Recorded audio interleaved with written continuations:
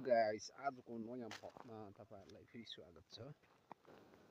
आज चाहिँ मेरो काम छ मल छर्दै।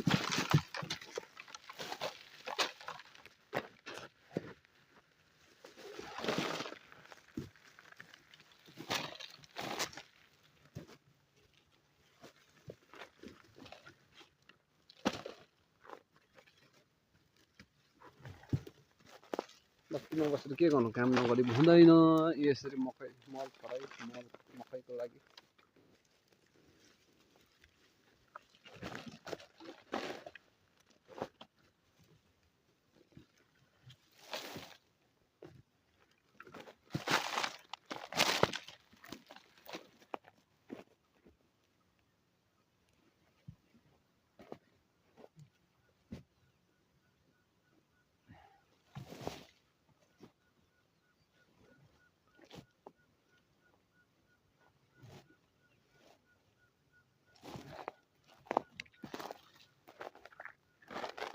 हात पनि यस्तो भइसक्यो मल छराइले। हेर्नुहोस् गाइस, सक्नुहुन्छ तपाईले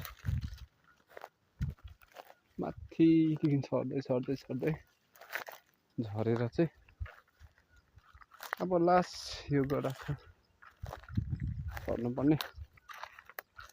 त्यहाँदेखि चाहिँ छुट्टी। योपालि मौसमले पुरा धोका दिएर चाहिँ मकै पनि योपालि छराई एकदमै ढिलो। के गर्नु, बारी जोत्नु बाँझो उठ्छ।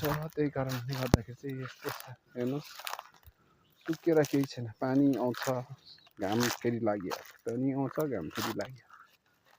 त्यस्तो छ है गाइस। हेर्नुहोस् तपाईहरुले आजको मौसम पनि हेर्नुहोस् कस्तो भइरहेछ।